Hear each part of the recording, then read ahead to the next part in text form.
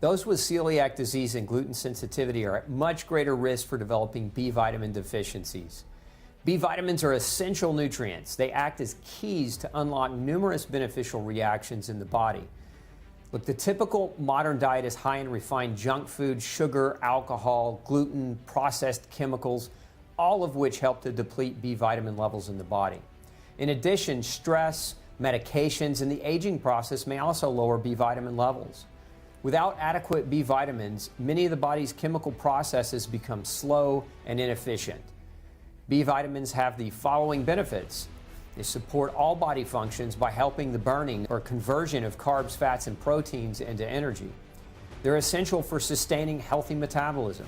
They promote the production and the maintenance of healthy blood cells and joints. B vitamins support a strong immune system. They assist with the maintenance of healthy blood sugar levels. They possess antioxidant properties that help fight damage to cell membranes. They also encourage optimal mental health, brain activity, and feelings of well-being. They help balance female hormones, especially during pregnancy, menstruation, or other key phases in a woman's life. They support healthy neurological development in babies as well as during pregnancy.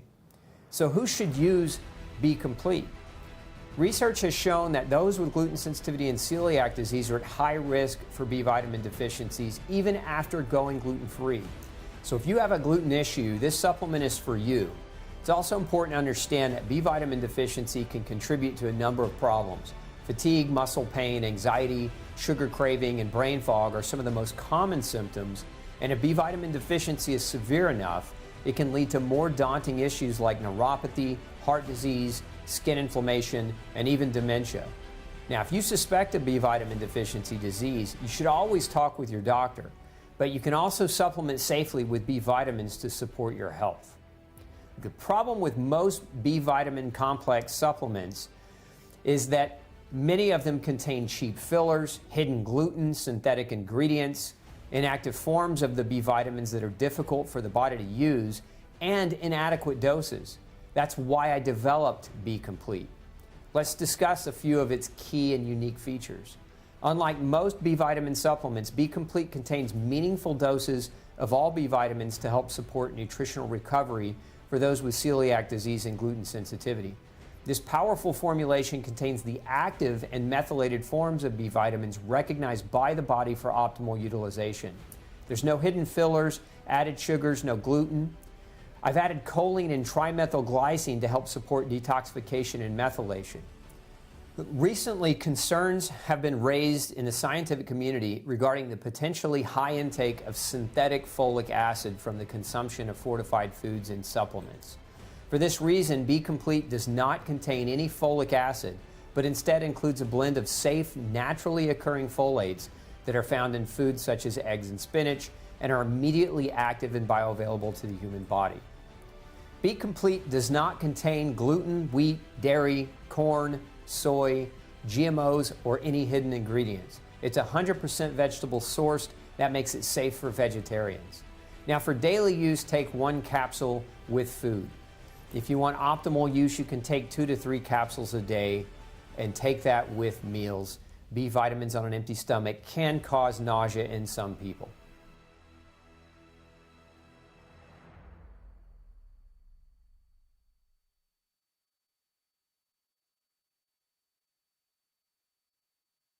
What do Lord of the Rings, cannibal vegetarianism, vitamin B5, and death by medicine have in common?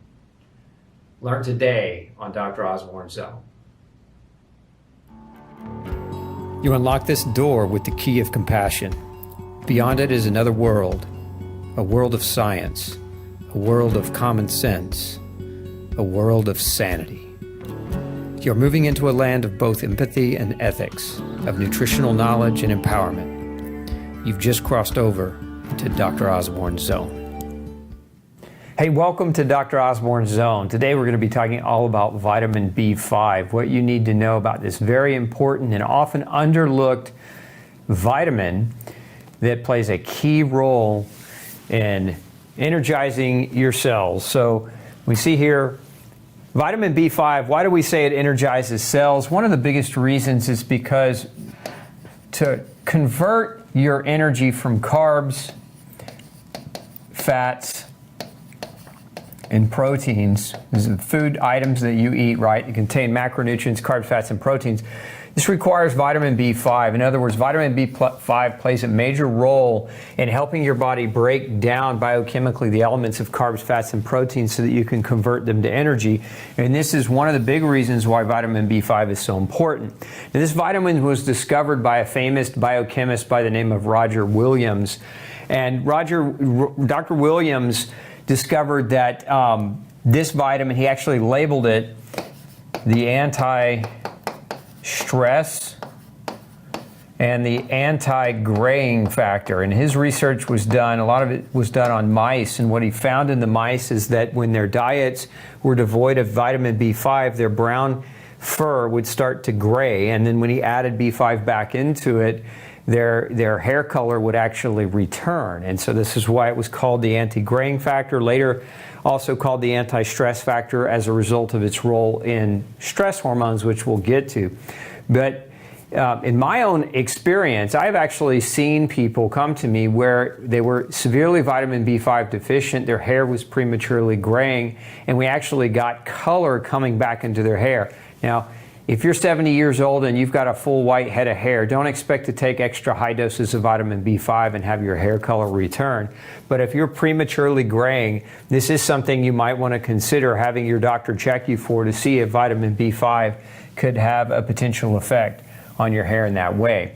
Now, if we look at some of the functions of vitamin B5, look up on the screen here, we've got a lot of different functions, but I've highlighted some of the key ones that I think are super important to remember. And one is in the cell membrane formation and structure of the membrane around the cell. This is so important because that membrane around your cell is where all the receptors and channels are embedded. That's how things get in and out of your cells. Waste can get out, nutrients can get in. It's also important to regulate the different receptors and how the receptors embed in the membrane itself. And so these are hormone receptors, and so a lot of the way we react or respond to different chemicals like hormones and neurotransmitters come from the membrane structure formation, all as a result of having adequate vitamin B5. Now, one of the other things B5 does is it is very critical for cholesterol production, and we'll talk more about that. I just want to highlight that, and we'll come back to it in a minute. It's also very critical for the steroid hormone production, the ability to modify cell membrane fluidity, just like in the formation, also in the fluidity. And then we also have it important for energy storage, and then the altering of proteins. So proteins in your body, they're like Legos. They can change shapes, and so vitamin B5 helps in that to happen. And many of your hormones and proteins, they transform and change shapes in order to fit into receptors, in order to become activated. And so vitamin B5 plays a very critical role in that function. So let's move past biochemistry and talk about just kind of fundamental. So this is a big function of vitamin B5. One is that it produces or helps to produce antibodies, and this is important for your immune system to properly function. If you can't make antibodies very well, and we see this a lot in people with gluten sensitivity, one antibody in particular that we see oftentimes is deficient in those with gluten issues is IgA. But remember, IgA is not the only antibody. You've got IgE, IgG, IgM as well. So these 4 different classes of antibodies. There's also IgD, but there's not much known about that. But these other 4 here, these are all very critical. We know their functions. IgE helps regulate histamine release in food allergies. IgG is very critical for immune system function to protect you from different antigens, environmental antigens. IgM is very helpful for infection. So if you don't have adequate quantities of vitamin B5 and you end up with a suppression of your body's ability to properly produce antibodies, because no, it's not all or none. It's not like, oh, my vitamin B5 is low, therefore I make 0 antibodies. It's a scale, it's a spectrum.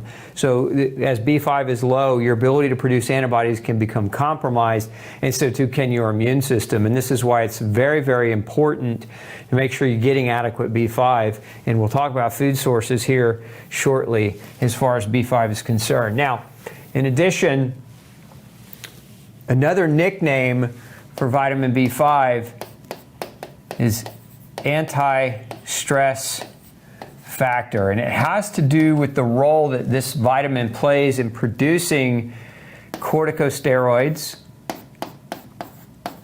Remember, your body produces cortisol, which does what? It's a very potent anti-inflammatory. So it's very, very important in how our body regulates the inflammatory process. This is why when you go to the doctor with inflammation, a lot of times they want to give you this medication called a corticosteroid, either orally or they want to inject you with it, because it's very, very powerful at combating inflammation. And that remember, when we're inflamed, that's a form of biochemical stress, right? And so you can't make corticosteroids, you can't regulate their production effectively without vitamin B5.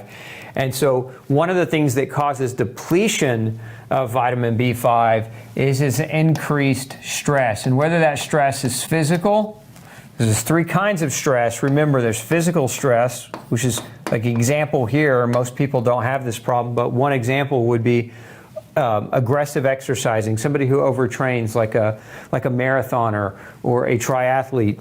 So aggressive physical training is a form of stress, and we have emotional stress as well, as you can see in the picture here. And then there's also biochemical stress. And what is biochemical stress? This is what most people have today.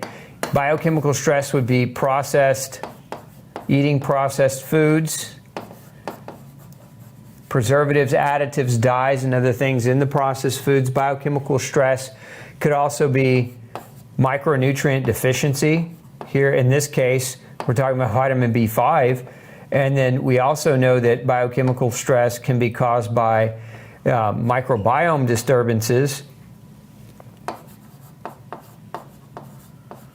And there are a lot of things that can contribute to that: pesticide exposures, antibiotics, etc. So think of biochemical stress as stress that you bring in through breathing or through eating, where there's chemical exposures that aren't adequately healthy for you, and your body has to biochemically deal with those stresses. And one of the ways that it deals with it is by signaling your adrenal glands to produce a steroid called cortisol to combat the inflammation. And so again, this is how we cope and adapt to stress. What happens to people over time when they lose their ability to cope with stress, which is a hallmark of vitamin B5 deficiency? It's what happens the longer a person is under excessive stress. Their nutrient status plummets, and then their body loses its resiliency, and then small things become big stresses. And you don't want to get to that situation. That's what some doctors call adrenal fatigue, and it can be life-altering in a bad way. Now, let's look at some of the symptoms of B5 deficiency as well. So this is, we've got multiple types of studies that have been done on animals, but I've highlighted here the human symptoms. And so one of the biggest is this numbness and burning of the feet and hands. This symptom, referred to sometimes as burning neuropathy. And this is very common where it really affects people's in the feet. So if the heels of your feet are burning and feel like they're on fire and they're numb, you would want to suspect vitamin B5. You definitely would want to ask your doctor to measure your vitamin B5 levels. We also get headaches, fatigue, poor trouble or difficulty sleeping or staying asleep, anorexia with gastric disturbances. And this is one of the reasons why is B5 helps in the production of stomach acid. And then we also get increased sensitivity to insulin, decreased eosinopenic response to adrenocorticotropic hormone, and impaired antibody production. As I showed you a minute ago, it's that impaired antibody production that really can tackle and take down your nerve or your immune system. Okay, so mental focus. Why mental focus? How does B5 improve mental focus? So, I mean, the world today is full of folks who don't remember why they walked into a room, who struggle to have the right word come to their mind, right? Somebody has to fill in the gap or fill in the sentence for them, or they just can't think clearly, or they're just not thinking sharp. And so this is a hallmark, or can be a hallmark, of vitamin B5 deficiency. I see this on a very regular basis, and one of the reasons why is you have neurochemicals. Let's change our color here. You have neurochemicals that vitamin B5 helps to produce. And one of those neurochemicals is adrenaline, sometimes referred to as epinephrine, and noradrenaline. But we also know that vitamin B5 is important for, we said this earlier, I showed this to you earlier, cholesterol. Now, cholesterol is the mother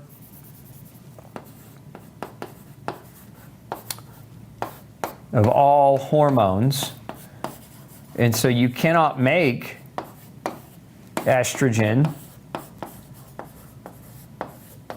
progesterone, or testosterone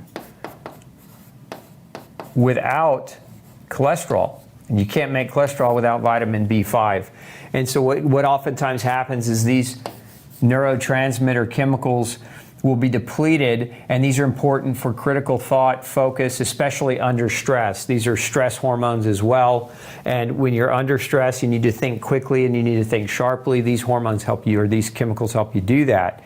Now, long-term brain synaptogenesis and plasticity of brain cells and health of brain cells is require estrogen, progesterone, and testosterone, and there's a lot of research that shows that deficiencies of these particular hormones can actually lead to cognitive decline, hence a decline in mental focus. So you want to have your vitamin B5. You don't want to leave it behind. Now, we're coming to food sources here. Let's talk about one of the other impact factors of vitamin B5 is that it helps keep your hair, it's really not even just hair, but also your skin, strong and beautiful. Vitamin B5 helps play a role in how hair grows. It also helps play a role in the integrity of hair. And so there's actually, if you look at shampoos, a lot of times you'll see the ingredient pantethine.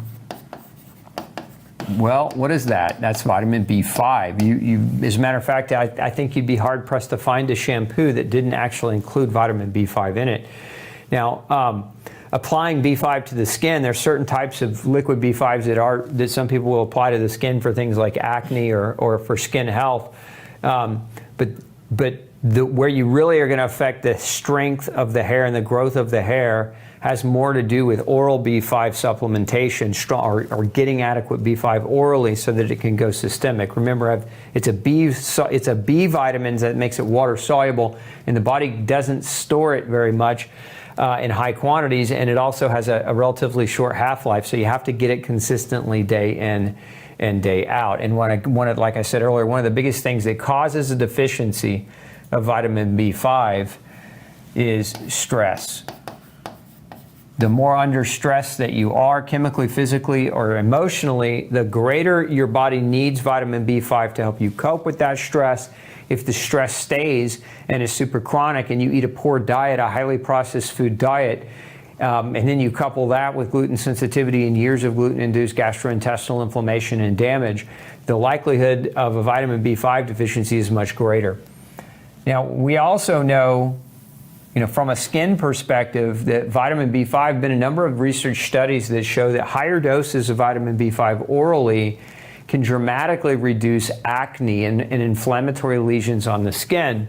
So you can see in this particular research study, the result of the study showed that there was a greater than 67% reduction in the number of total facial lesions after 12 weeks of supplementation. And again, this is oral supplementation using vitamin B5, and the quantity, or the dose, at least in this particular study, just because I know that's the next question many of you are going to ask, is about 2.2 grams of vitamin B5 per day,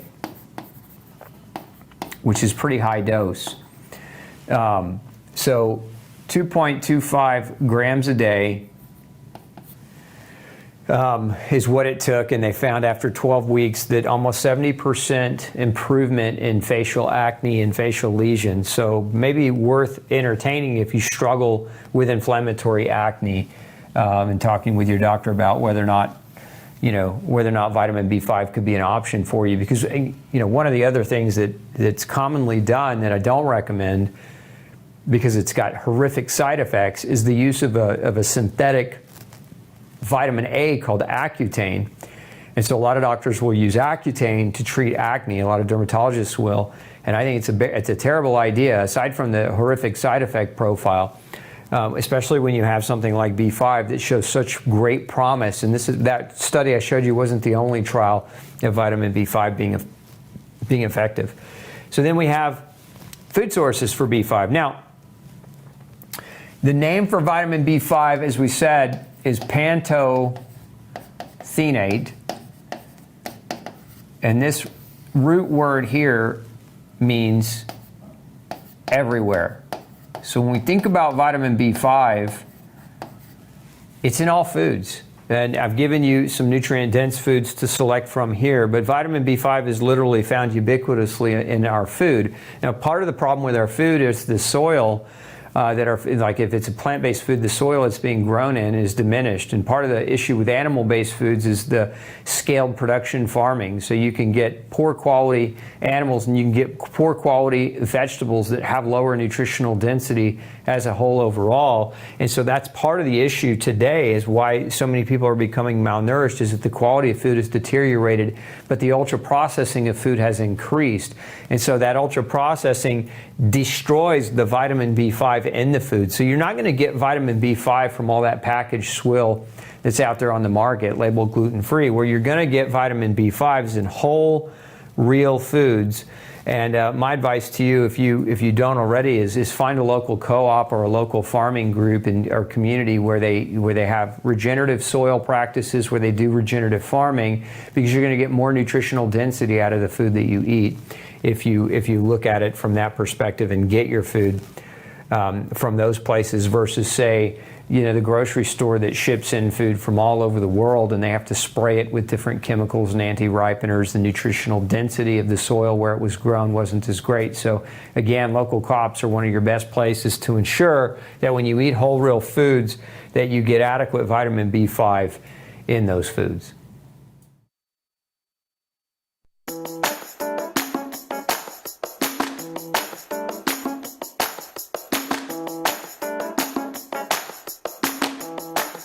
Today, we're going to do a review of Impossible sausage. Impossible, made from plants. This is the spicy version. And before we do anything, what do we always do? We look at the label, we read the ingredients. So let's dive in. Check this out. Number one ingredient is water. Now, this is just a trend we're seeing in a lot of these plant-based food reviews that we've been doing. Is number one ingredient is always water. And to me, that water, at the cost of what this is over $6 for this little small thing. And so water being the number one ingredient, I already kind of question things. But we look at number two. The second ingredient is soy protein concentrate, and then sunflower oil, coconut oil, and then 2% less of methylcellulose, salt, yeast extract, natural flavors, cultured dextrose, that's sugar by the way, food starch, also sugar.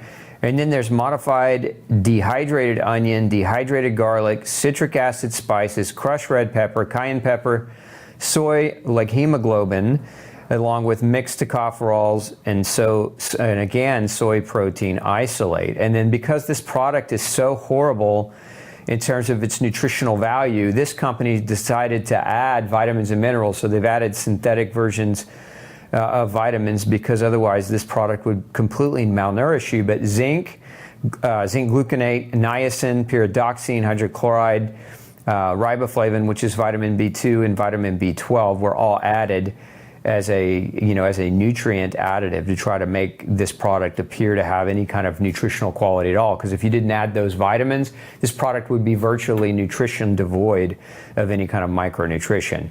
Now there's 7 servings in this small little container, and you can see this is not a huge thing. And then in addition to those 7 servings, so that each serving is 130 calories. So from a plant-based perspective, even if we're comparing it to regular sausage, this is super caloric. So it's very calorically dense, but very, very low in micronutrients. The other real big problem with this product is nothing in it is organic. And the vast majority of what's here is soy. And again, I've said this before in other reviews, soy, if you're feeding your children this is going to heighten estrogen, because the soy is very, very heavy in different types of estrogenic compounds, and those estrogenic compounds can affect the sexual maturation and growth of your kids. This is not something I would ever feed a kid. I'd never put this in my mouth either. So even though we're reviewing it, I'm not gonna comment on its taste, because I wouldn't want to poison myself to give you that information. Now, I think all in all, we can say this product gets a big thumbs down. And if you're looking for something healthy, you might want to just go after some real meat, or not go for the fake meat. I think we're going to destroy this one too.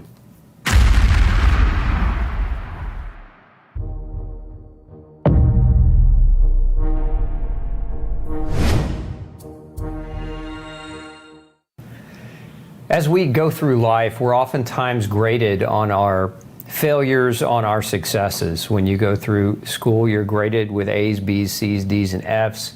As an adult in your job, you get annual reviews. Sometimes you get promotions, sometimes you get demotions, sometimes you get terminated. At the end of the day, ultimately, there's a consequence for every action, and there is some level of accountability that's being placed on you, no matter what it is.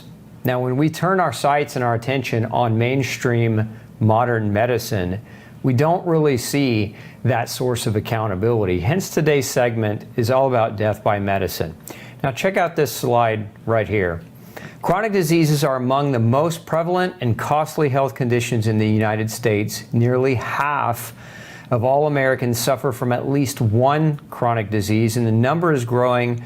Chronic diseases including cancer, diabetes, hypertension, stroke, heart disease, respiratory disease, arthritis, obesity, and oral disease can lead to hospitalization, long-term disability, reduced quality of life, and death. In fact, persistent conditions are the nation's leading cause of death and disability. Now, follow that up with this next study. More than 2/3 of all deaths are caused by one or more of these 5 chronic diseases: heart disease, cancer, stroke, chronic obstructive pulmonary disease, and diabetes. Additional statistics are quite stark. Chronic diseases are responsible for 7 out of 10 deaths in the U.S., killing more than 1.7 million Americans each year, and more than 75% of the $2 trillion spent on public and private health care in 2005 went toward chronic disease. Now, I would say that these 2 studies show that these are glaring signs of an abject and utter failure of a system that we all put money into. Today, we are subsidized, so tax dollars go into a system that has miserably failed to achieve any measurable outcome of great success. If we look at the history of medicine over the past 50 years, we can say that we spent more on drugs, more on pharmaceuticals, more on surgeries, more on building hospitals, more on surgical devices and surgical care, and we have less outcomes than any other country in the world. We have the worst outcomes, if you will, in terms of chronic disease. So if we spend more, but we have less outcomes, and we have more death as a result of these diseases, and not only do we have more death, but we have more of these diseases, wouldn't it go to say that someone somewhere would start asking the question, when are we going to give mainstream modern medicine their report card? When are we going to punish them for doing a poor job, or at the very least give them a review and give them constructive criticism so that they can make appropriate changes and quit wasting our money on care that has terrible outcomes? According to this next study, published in the British Medical Journal, check this out, Medical error is the third leading cause of death. So I just showed you two major research endeavors that showed that cancer and heart disease and diabetes and obesity, etc., were leading the way in terms of death. But here we have a major study showing that medical care is the third leading cause of death. So not only do we have medicines that don't work at eradicating disease, but we have medicines that are responsible for deaths even when properly used. Now, if you look at this paradigm I'll put up here on the board for you, modern medicine has a general paradigm which is diagnose based on symptoms typically, and then make the recommendation to either apply some form of surgical procedure or some type of medication. And then generally what follows is side effects. All medicines come with side effects. And so what follows side effects is another visit to the doctor, and what follows another visit to the doctor is another diagnosis, and then what follows the diagnosis is more medications. That's why we are the champions of polypharmacy, meaning the average 35 to 40-year-old is on multiple medications, and when we get into the upper age brackets, 50s and 60s, the number goes up to over 5. Now let's categorize some of modern medicine's biggest failures. Check these out. They start with the presumption that the body is somehow flawed and doesn't have the capacity to heal itself. It needs to be nannied and nursed with drugs to get to a healthy state. This premise is artificial. This premise couldn't be further from the truth. The medicine system has also put profits over people, and we've seen this time and time again, and we've seen this really aggressively in the past 3 years. We know another mistake they've made is hubris, and that has to do with science trumping the spirituality and the belief in God. In other words, doctors oftentimes make the mistake of thinking they know better than your body. They have a complete lack of nutritional understanding, which is a cornerstone for the foundation of even understanding what health actually is. There's also been a complete failure to acknowledge the impact of environmental toxins on health, wellness, and disease. Toxins like the adjuvants in vaccines, toxins like the chemicals that are found in everyday common foods, the dyes, the preservatives, the additives, the meat glue, you name it. Those things have not ever been effectively tested for their safety. And so here we are, 3,000 chemicals deep into our food without having a clear understanding about the impact of that on health. And doctors of all people have failed us because it's their job to understand and to do the research and to perform the science that protects us all. We also have reliance on a propaganda research machine that's funded by those who stand the most to gain from it. It's no mystery that big pharmaceutical corporations put the dollars in and hire the people to do the research so they can publish the science on how most of their medications come without side effects or very little side effects and glorious outcomes. But when you look at the empirical data, again, we're spending $4 trillion a year, and we don't have less heart disease, less cancer, less autoimmune disease, less obesity, less diabetes, and we spend more on medication. So who's really winning here? We also wage unwinnable wars on diseases to rally the troops, right? Look at the war on cancer. How successful has that war been? It's been hugely successful at raising billions of dollars for research, but the outcomes of that research have been abysmal at best. We've also implemented healthcare as a right instead of encouraging the health of the individual as their obligation to take care of the gift that they were given, that gift of life. The system is based on suppression of symptoms. We've normalized disease to a point where now, if you don't have an illness where you need a prescription, your doctor looks at you with shock and awe. And doctors commonly use age as a scapegoat for their lack of understanding. And look, this list is just a short list of some of those failures that I think we should be bringing to light. But constructive criticism is a good thing. I don't think all of medicine is bad. I don't think it's all evil. I think it's been misguided and misdirected by some very bad and evil people. But I think there are a lot of doctors that are in the trenches trying to do their best with the knowledge and the tools that they have. It's just that it's time to reassess the knowledge and the tools to implement something that's effective and has outcomes that are meaningful, outcomes that show improved health, outcomes of empowerment versus outcomes of reduction of symptoms for the trade-off of other symptoms.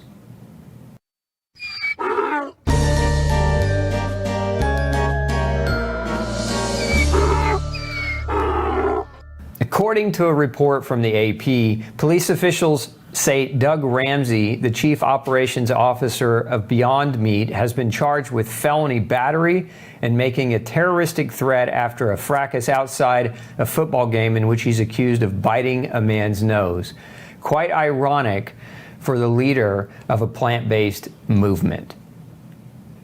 Now, if you look up Beyond Meat, their mission statement goes like this, and I quote, "By shifting from animal to plant-based meat, we can positively affect the planet, the environment, the climate, and even ourselves.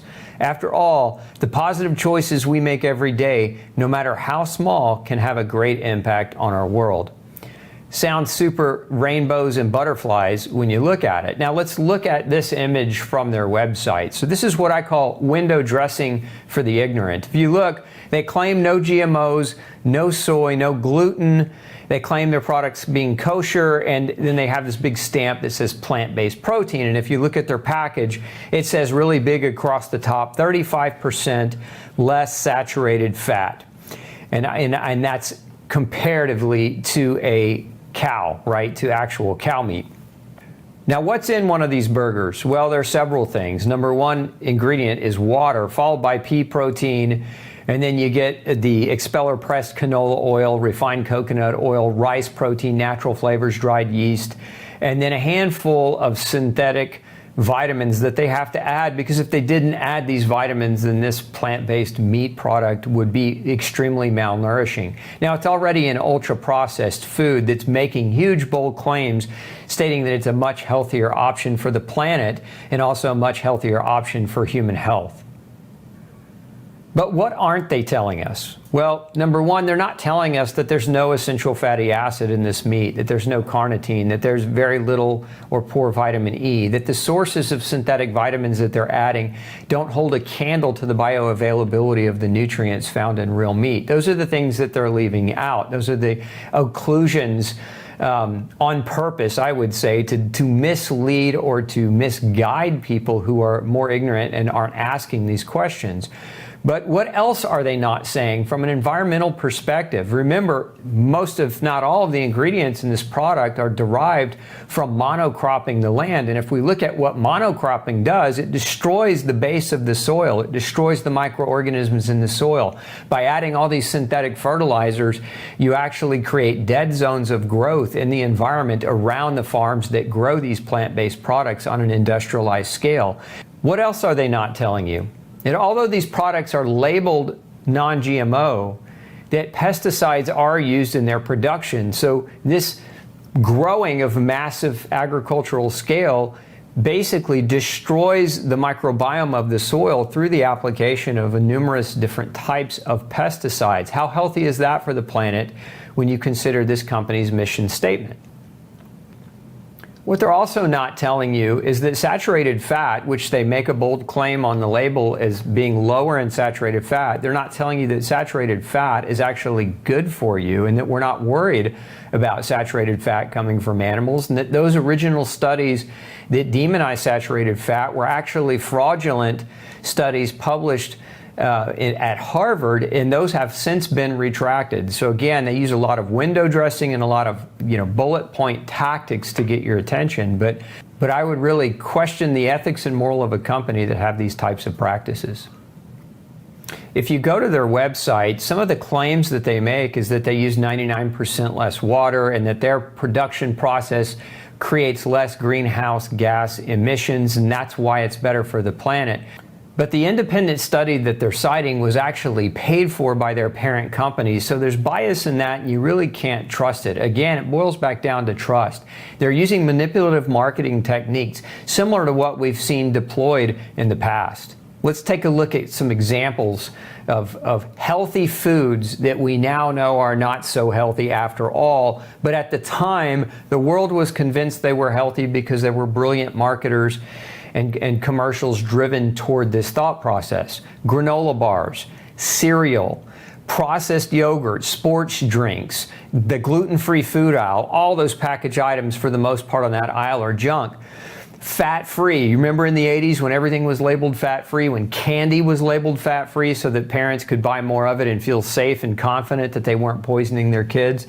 Cholesterol-free, diet sodas, non-dairy creamers, and even one step further back, we can even look at the history of trends nutritionally in the U.S. These were trends that were set to us, that were put forth to us by authorities. And so the first one being animal fat is bad, right? And processed grains are good. If you go back to the early 1900s, this is the message that was basically being pushed out across the country nutritionally. Then we fast forward a little bit and we're told that butter is now bad for you and that hydrogenated vegetable oils are better for you. You know, those seed oils where they force hydrogen into them using nickel catalysts and other toxic heavy metal catalysts. Yeah, those oils that are banned in some states now because they cause heart disease, those were at one time super healthy for you. Probably they saved the planet too. If the marketers had had this information today, that's probably what they would have tried to sell you. Remember a time when smoking was good and doctors would actually say, this brand is better than that brand? Remember that sugar was bad at one point and artificial sugars were better for you, and then it was corn sugar wasn't as bad for you as regular cane sugar? Remember when saturated fat became the evil bad guy and carbs all of a sudden became this great thing, and then the entire population of the United States became obese within a decade? Yeah, all those things, all those truths, those scientific facts that somebody somewhere was marketing to you, trying to make more money by getting you to buy, at the end of the day, more processed garbage in the guise of a health food. And sorry, Beyond Meat and these other fake meat companies are no different. They're just new players on the scene. Same trick, same joke. Don't let it be played on you.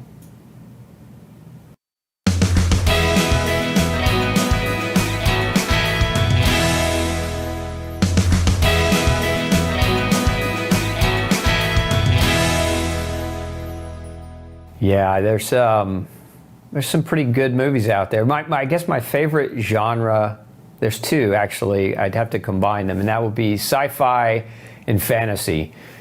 I grew up, you know, deep in the trenches of reading Stephen King and reading, you know, Robert Howard and Robert Jordan, the authors of Conan the Barbarian. And so the fantasy aspect really pulls to me, but then also I grew up watching shows like Star Trek, and so many of you probably remember Captain Kirk, the original Captain Kirk, and all that cheesy lighting and cheesy acting, and warped makeup and monsters. But yeah, that's the stuff I grew up on, and so it just has a soft place in my heart, and I really like good movies that can pull that together well. I think probably one of the best productions of all time has to be Peter Jackson's series and trilogy on Lord of the Rings. So well done, and just one of my all-time favorites.